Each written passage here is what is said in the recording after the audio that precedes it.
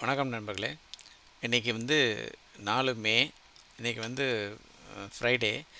இன்றைக்கி வந்து நம்ம காலையில் ட்ரேடிங் தொடங்கினோம். தொடங்கும்போது என்ன ஆச்சுன்னா, மார்க்கெட் வந்து ஒரு குறிப்பிட்ட அளவுக்கு மேலே இறங்காது அப்படின்னு ஒரு நம்பிக்கை. ஏன்னா நேற்று வந்து பஜாஜ் ஃபைனான்ஸ் பற்றி ஒரு செய்தி வந்துச்சு. அதனால் பேங்க் நிஃப்டி எல்லாம் மேலே போகும் அப்படின்னு நினச்சோம். ஆனால் பஜாஜ் ஃபைனான்ஸை தவிர எல்லா பங்குகளும் கீழே இறங்கிருச்சு.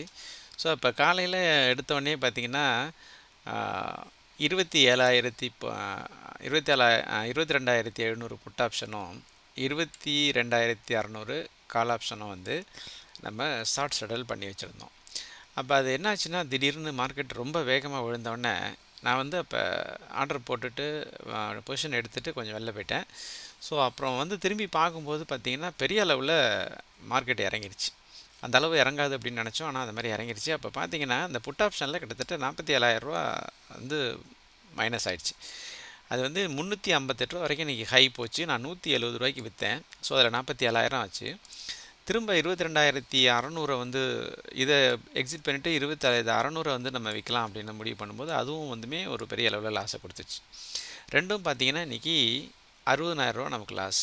61,000 லாஸ் வந்துருச்சு. இந்த மாதிரி சமயங்களில் எப்போ நமக்கு லாஸ் வருதோ அப்போ உடனே பேனிக் பண்ணக்கூடாது.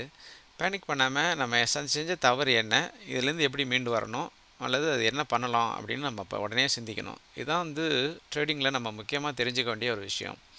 உடனே பேனிக் பண்ணி நம்ம எல்லாத்தையும் எக்ஸிட் பண்ணிவிட்டு நஷ்டத்தை புக் பண்ணிவிட்டு வந்திருந்தால் இன்றைக்கி கிட்டத்தட்ட 60,000 ரூபா நமக்கு லாஸ் ஆகிருக்கும். இன்றைக்கி பார்த்தீங்கன்னா உங்களுக்கு தெரியும் 10,901 ரூபா லாஸ். நமக்கு லாஸ் இல்லாமல் வியாபாரம் யாரும் பண்ணணுன்னு சொன்னாங்கன்னா அது வந்து பொய். கண்டிப்பாக வந்து இந்த உலகத்தில் யாராலையும் பங்கு வர்த்தகத்தை முழுமையாக கணிக்க முடியாது. ஏன்னா எப்போ வேணாலும் எது வேணாலும் நடக்கலாம். வேணால் ஒரு 80% 90% வேணால் கவனிக்கலாமே ஒழிய மற்ற சமயங்களில் பண்ண முடியாது. ஆனால் இன்றைக்கி நம்ம செய்த தவறுகளும் ஒன்று இருக்குது.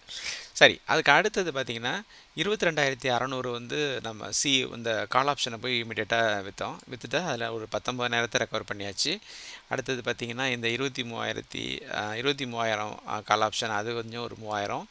அப்புறம் இங்கே பார்த்திங்கன்னா 22,600 புட் ஆப்ஷன் வந்து ஒரு 3,000 இப்படி பண்ணிகிட்டு இருந்தோம். அடுத்தது பார்த்திங்கன்னா 22,200 புட் ஆப்ஷன் பார்த்திங்கன்னா ஒரு 14,000 இப்படி கொஞ்சம் கொஞ்சமாக எடுத்து அந்த லாஸை வந்து சரி கட்டியாச்சு.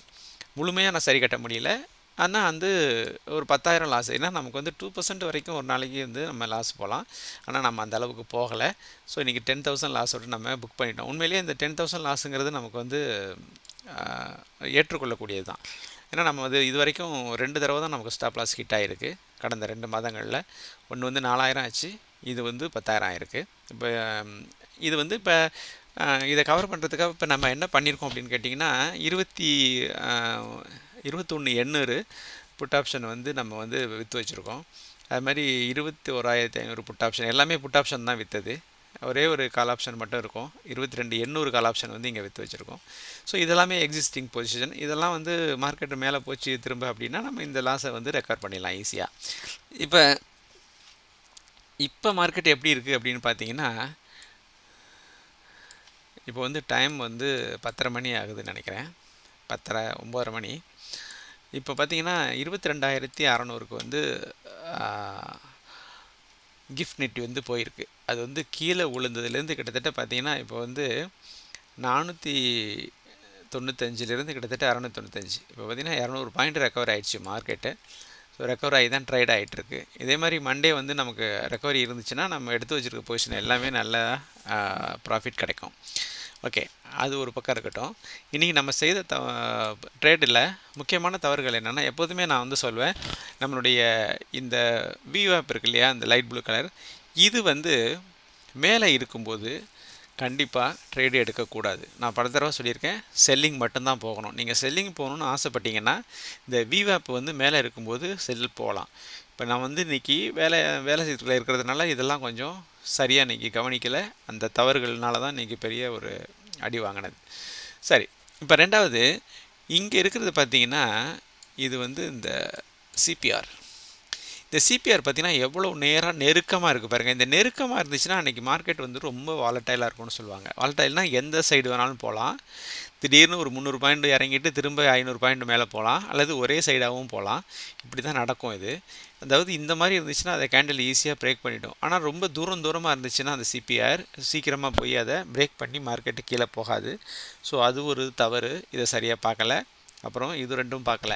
உதாரணத்துக்கு காலையில் மார்க்கெட் ஓப்பன் ஆகும்போது இந்த வியூ ஆப்பை நம்ம இங்கே பார்த்துட்டு 22,800 கால் ஆப்ஷனை விற்றுருந்தா அதுவே இன்றைக்கி ஒரு பெரிய ப்ராஃபிட் கிடச்சிருக்கும்.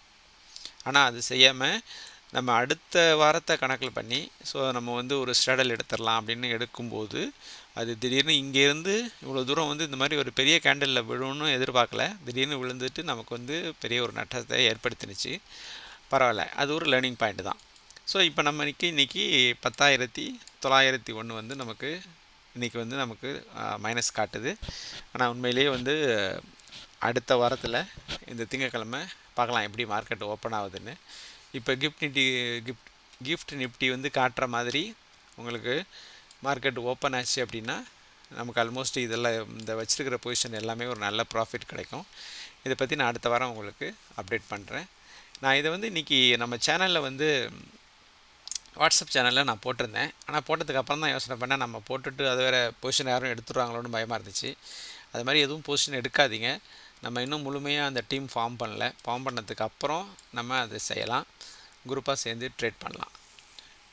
இந்த வீடியோ உங்களுக்கு பிடிச்சிருக்குன்னு நினைக்கிறேன். எதாவது சந்தேகங்கள் இருந்துச்சுன்னா நீங்கள் எனக்கு கமெண்டில் சொல்லுங்கள். சில பேர் நிறைய பேர் வாட்ஸ்அப் நம்பர் கேட்குறீங்க. நான் விரைவில் உங்களுக்கு எல்லாேருக்கும் அந்த நம்பர் கொடுக்குறேன். அந்த சேனலை ஜாயின் பண்ணுங்கள். அதில் நான் அந்த நம்பரை போடுறேன். நீங்கள் அது மூலயமா என்ன நீங்கள் தொடர்பு கொள்ளலாம். நம்ம வந்து எல்லோரும் ஒன்று சேர்ந்து கற்றல் வந்து நம்ம வந்து ஒன்று சேர்ந்து கற்றுப்போம். அதுலேருந்து அப்புறம் தொடர்ந்து நம்ம வெற்றிகரமாக ட்ரேட் பண்ணலாம். என்னை பொறுத்த வரைக்கும் நீங்கள் கொஞ்சம் பணம் வச்சுருக்கீங்க அப்படின்னா அதை வந்து இது மாதிரி ட்ரேட் பண்ணாமல் லாங் டேர்முக்கு இன்வெஸ்ட் பண்ணுறது தான் பெட்டர். அதுதான் எனக்கு நான் வந்து என்னுடைய ஆலோசனையாக உங்களுக்கு கொடுப்பேன். ஏன்னா நம்ம முழுமையாக கற்றுக்கொள்ளாமல் இதெல்லாம் செய்கிறது மிகவும் தவறு. நிறைய பேர் இதில் பணத்தை விடுவீங்க. ஆப்ஷன் பையிங் பண்ண பணம் போச்சுன்னு சொல்கிறவங்க நிறைய பேர் இருக்கிறாங்க. ஆப்ஷன் பையிங்கெல்லாம் வந்து எப்போதுமே நமக்கு எப்போ நடக்கும்னே தெரியாது. அதனால் நீண்ட கால முதலீடுகளை செஞ்சுட்டு பேசாமல் விட்டுருந்தாலே போதும். நான் இன்னொரு வீடியோ போடுறேன், அந்த வீடியோவை பாருங்கள். நீங்கள் பங்கு வர்த்தத்துக்கு புதிதா அப்படின்னு ஒரு வீடியோ வருது, அதை பாருங்கள். அதுலேருந்து நிறைய விஷயம் நீங்கள் கற்றுப்பீங்க. மீண்டும் ஒரு அடுத்த வீடியோவில் சந்திப்போம். நன்றி, வணக்கம்.